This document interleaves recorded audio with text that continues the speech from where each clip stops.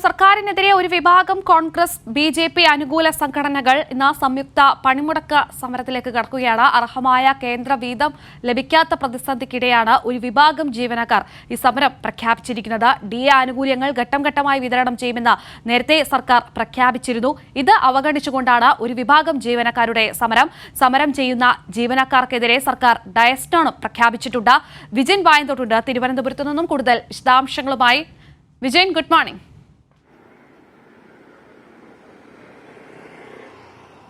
Good morning Keerthi. Vijayan, കേന്ദ്രം കേരളത്തോട് കാണിക്കുന്ന അവഗണന, പ്രത്യേകിച്ച് സാമ്പത്തികമായി തന്നെ കാണിക്കുന്ന അവഗണന, ഇതൊക്കെ തന്നെ ഈ പ്രതിപക്ഷ സർവീസ് സംഘടനകളിലെ ജീവനക്കാർക്ക് അറിയാവുന്ന കാര്യമാണ്. വാർത്തകളിലുടനീളം എല്ലാ ദിവസവും ഉണ്ടാകുന്ന കാര്യമാണ്. എന്നിട്ടും എന്തുകൊണ്ടാണ് ഇങ്ങനെ ഒരു പണിമുടക്കിലേക്ക് ഈ ജീവനക്കാർ കടക്കുന്നത്? ആനുകൂല്യങ്ങൾ ഘട്ടം ഘട്ടമായി നൽകുമെന്ന് ധനമന്ത്രി തന്നെ നേരിട്ട് അറിയിച്ചതാണ്. ഈ 1-2 വർഷത്തെ ആനുകൂല്യങ്ങളൊക്കെ തന്നെ ജീവനക്കാർക്ക് നൽകിയൊരു ചരിത്രമുണ്ട്. മുൻപത്തരം ആനുകൂല്യങ്ങളൊക്കെ തന്നെ ഒന്നിച്ച് നൽകിയിട്ടുണ്ട്. എന്നിട്ടും ഇങ്ങനെ ഒരു സമരത്തിലേക്ക് കടക്കാനുള്ള ഒരു സാഹചര്യം എന്താണ്?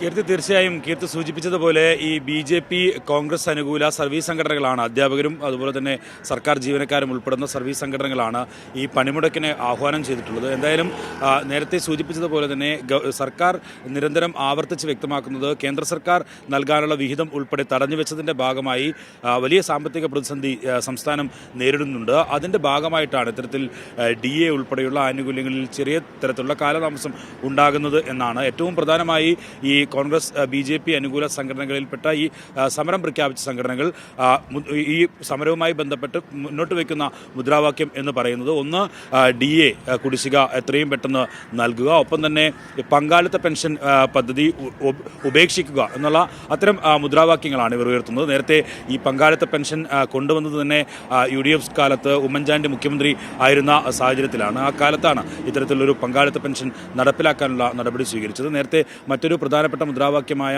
ഈ DA വിതരണം ചെയ്യുക എന്നുള്ള ഏറ്റവും പ്രധാനപ്പെട്ട ആവശ്യമാണ്. അത് സർക്കാർ അനുഭാവപൂർവ്വം പരിഗണിക്കുകയാണ്. ഘട്ടം ഘട്ടമായി DA വിതരണം ചെയ്യുമെന്ന് ധനമന്ത്രി തന്നെ ഏറ്റവും അവസാനം ഇന്നലെ ഉൾപ്പെടെ വ്യക്തമാക്കുന്നൊരു സാഹചര്യം ഉണ്ടായിരുന്നു. എന്തായാലും ഇത്തരത്തിലുള്ളൊരു സാഹചര്യം സംസ്ഥാനത്തെ സംബന്ധിച്ചിടത്തോളം ഉള്ള ഒരു സാഹചര്യത്തിൽ കൂടിയാണ് ഈ സംസ്ഥാന സർക്കാരിലെ ഒരു വിഭാഗം ജീവനക്കാർ സമരവുമായി രംഗത്തെത്തുന്നത് എന്നതാണ് ഏറ്റവും പ്രധാനപ്പെട്ട കാര്യം.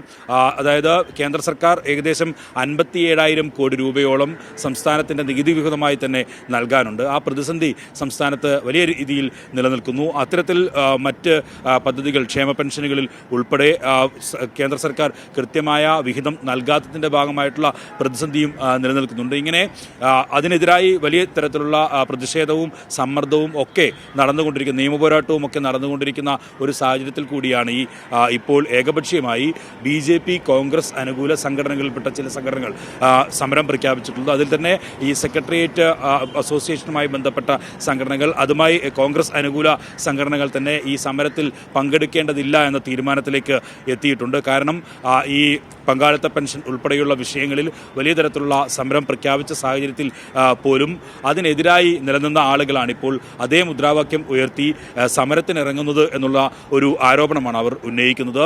എന്തായാലും ഞാൻ നേരത്തെ സൂചിപ്പിച്ചതുപോലെ ഈ BJP അനുകൂല സംഘടനകൾ കൂടി ഈ സമരത്തിൻ്റെ ഭാഗമാകുന്നു എന്നുള്ളതാണ് ഏറ്റവും പ്രധാനപ്പെട്ട കാര്യം.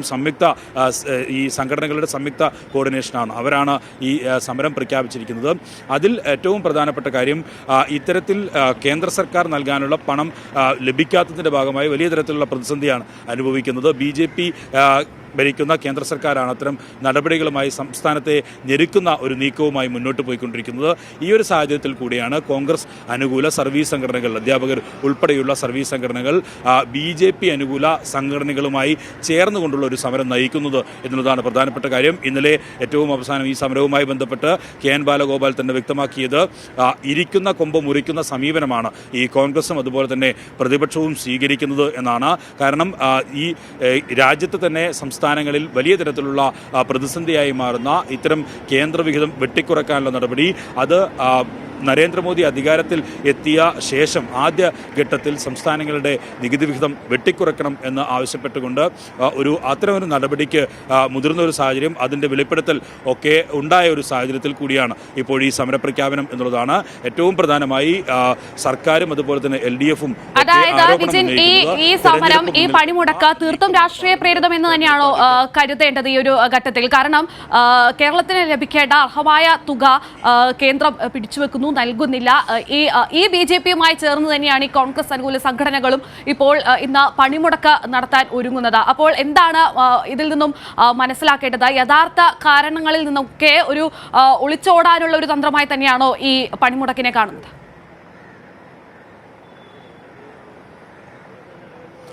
തീർച്ചയായും കീർത്തി, പാർലമെന്റ് തെരഞ്ഞെടുപ്പിന് ഇനി മാസങ്ങൾ മാത്രമാണ് ബാക്കിയുള്ളത്. അത് മുന്നിൽ കണ്ടുള്ള ഒരു നീക്കമായിട്ടാണ് ഇതിനെ ഭരണപക്ഷം വിലയിരുത്തുന്നത്. അതിന്റെ ഭാഗമായിട്ടാണ് സർക്കാർ ഇത്തരത്തിൽ ഈ സമരം ചെയ്യുന്ന ജീവനക്കാർക്കെതിരെ ഡയസ്നോൾ ഉൾപ്പെടെ പ്രഖ്യാപിച്ചിട്ടുള്ളത്. കാരണം ഈ കോവിഡ് പ്രതിസന്ധി എല്ലാം നിലനിന്നിരുന്ന വർഷങ്ങളിൽ രാജ്യത്ത് തന്നെ ആദ്യമായി ഒരു സർക്കാർ ഈ ശമ്പള പരിഷ്കരണം ഉൾപ്പെടെ നടപ്പിലാക്കിയത് കേരളമാണ്. അതുകൊണ്ട് തന്നെ സർക്കാർ ജീവനക്കാരുമായി ഏറ്റവും നല്ല ഒരു ഇടപെടൽ അവർക്കായി നടത്തിയിട്ടുള്ള ഒരു സർക്കാരാണ് ഇത് എന്ന് ആവർത്തിച്ച് LDF-ഉം അതുപോലെ തന്നെ മന്ത്രിമാരും മുഖ്യമന്ത്രിയും ഒക്കെ വിശദീകരിക്കുകയും ചെയ്യുന്നുണ്ട്. കാരണം അത്തരം പ്രതിസന്ധികൾ, കടുത്ത പ്രതിസന്ധി ഉണ്ടായ ഘട്ടത്തിൽ പോലും സർക്കാർ ജീവനക്കാരെ കൂടെ നിർത്തിയിട്ടുള്ള ഒരു സംസ്ഥാനമാണ് കേരളം എന്ന് പറയുന്നത്. ആ സംസ്ഥാന സർക്കാരിലെ ഒരു വിഭാഗം ജീവനക്കാർ തന്നെ ഈ കോവിഡ് കാലത്ത് ശമ്പളം ഒരു അഡ്വാൻസായി പിടിക്കുന്നതുമായി ബന്ധപ്പെട്ടൊക്കെ വലിയ തരത്തിലുള്ള പ്രതിഷേധം ഉയർത്തിക്കൊണ്ടുവന്നതാണ്. ആ അധ്യാപകർ ഉൾപ്പെടെയുള്ളവരാണ് അതിന് നേതൃത്വം നൽകിയത്. അത്തരത്തിൽ ഒരു ആ നോട്ടീസ് പോലും, ആ തീരുമാനം, ഓർഡർ പോലും കത്തിച്ചുകൊണ്ടുള്ള നടപടി, പ്രതിഷേധമൊക്കെ സർക്കാർ ജീവനക്കാർ സ്വീകരിച്ച ഘട്ടത്തിൽ പോലും സർക്കാർ ജീവനക്കാരുടെ കൃത്യമായ ശമ്പള പരിഷ്കരണം എക്കാലവും കൃത്യമായി നടപ്പിലാക്കി പോകുന്ന ഒരു സംസ്ഥാനമാണ് കേരളം എന്ന് പറയുന്നത്. അത്തരത്തിൽ സംസ്ഥാന സർക്കാർ ജീവനക്കാരോട് അനുഭാവപൂർണമായ എല്ലാ പരിഗണനയും നൽകി മുന്നോട്ട് പോകുന്ന ഒരു സർക്കാരിനെതിരെയാണ് ഈ ഘട്ടത്തിൽ ഇവർ സമരം പ്രഖ്യാപിച്ചിരിക്കുന്നത് എന്നുള്ളതാണ് ഏറ്റവും പ്രധാനപ്പെട്ട കാര്യം. അതും ഏറ്റവും പ്രധാനപ്പെട്ട കാര്യമെന്ന് പറയുന്നത് കേന്ദ്രത്തിൽ നിന്ന് ലഭിക്കേണ്ട വിഹിതം ലഭിക്കാത്തതുമായി ബന്ധപ്പെട്ട പ്രശ്നങ്ങളൊക്കെ നിലനിൽക്കുന്ന ഒരു സാഹചര്യത്തിൽ കൂടിയാണ് ഈ സമരം എന്നുള്ളതാണ്. അതിനെതിരായി സംസ്ഥാന സർക്കാർ സുപ്രീം കോടതിയെ ഒരു ഭാഗത്ത് സമീപിക്കുന്നു. ഒപ്പം തന്നെ ദില്ലിയിൽ വലിയ തരത്തിലുള്ള മന്ത്രിമാരും മുഖ്യമന്ത്രിയും ജനപ്രതിനിധികളുമെല്ലാം പങ്കെടുക്കുന്ന സമരത്തിലേക്ക് കിടക്കുന്നു. അതിൽ നിന്ന് പോലും പ്രതിപക്ഷം വിട്ടുനിൽക്കുന്ന ഒരു സാഹചര്യവും നിലവിലുണ്ട്. ഇത്തരത്തിൽ എല്ലാ തരത്തിലും സംസ്ഥാനത്തെ ഞെരുക്കാൻ ശ്രമം നടക്കുമ്പോൾ അതിനെ പ്രതിരോധിക്കാനും തനത് വരുമാനം ഉൾപ്പെടെ വർദ്ധിപ്പിച്ചുകൊണ്ട് സംസ്ഥാനത്തിന് പിടിച്ചു നിൽക്കാൻ കഴിയുമെന്ന ശ്രമം നടത്തിക്കൊണ്ടിരിക്കുകയും ചെയ്യുകയും ഒപ്പം തന്നെ ഈ പദ്ധതികളും അതുപോലെ തന്നെ ക്ഷേമ പെൻഷൻ ഉൾപ്പെടെയുള്ളവ ചെറിയ തരത്തിലുള്ള കാലതാമസം ഉണ്ടായിട്ടുണ്ടെങ്കിലും അതെല്ലാം മുന്നോട്ട് കൊണ്ടുപോവുകയും ചെയ്യുന്ന ഒരു സർക്കാരാണ് കേരളത്തിൽ ഉള്ളത്. അതുകൊണ്ട് തന്നെ കൂടുതൽ ഞെരുക്കത്തിലേക്ക് സംസ്ഥാന സർക്കാരിനെ നീക്കാനുള്ള ഒരു നടപടി കേന്ദ്ര സർക്കാർ തുടർന്നുകൊണ്ടേയിരിക്കുകയാണ് ഇപ്പോഴും.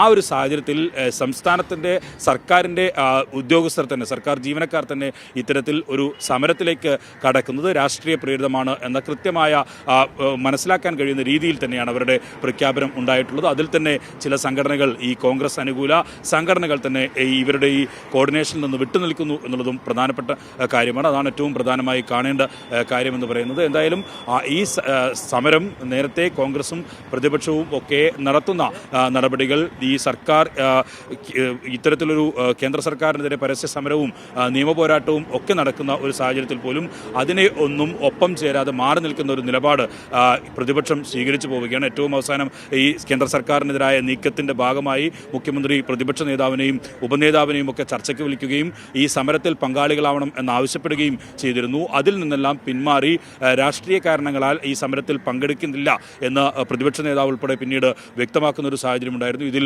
വലിയ തരത്തിലുള്ള അഭിപ്രായം UDF-ൽ തന്നെ ഉണ്ടാവുകയും ചെയ്തു.